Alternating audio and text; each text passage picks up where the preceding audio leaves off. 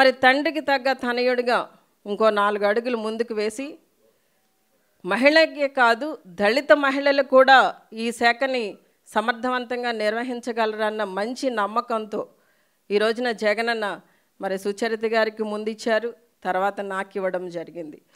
మరి ఈ రోజున ఇంత బాధ్యతాయుతమైన శాఖని మాకు ఇవ్వడం పట్ల, మహిళలమైన దళిత మహిళలమైన మాకు ఇవ్వడం పట్ల మరి నిజంగా మనం అందరం కూడా సంతోషాన్ని వ్యక్తపరచాలి. మాట్లాడితే ఇప్పుడున్న వంగలపూడి అనిత గారు మాట్లాడుతున్నారు, జగనన్నని చాలా తక్కువ చేసి కించపరిచే విధంగా మాట్లాడితే పులివెందుల ఎమ్మెల్యే అంటుంది ఆవిడ.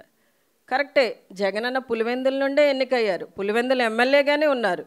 పులివెందుల ఎమ్మెల్యే అనేది క్రైటీరియా, ప్రతి వాళ్ళు కూడా ఎమ్మెల్యేగాని గెలిస్తేనే క్యాబినెట్లోకి వచ్చేది, తర్వాత ఎవరైతే పార్టీ అధ్యక్షులుగా ఉన్నా వారు ముఖ్యమంత్రి అయ్యేది, మేమందరం ఎన్నుకోవడం ద్వారా.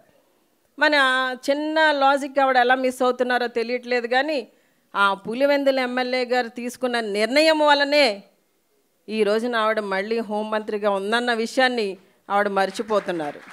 Please subscribe dot news.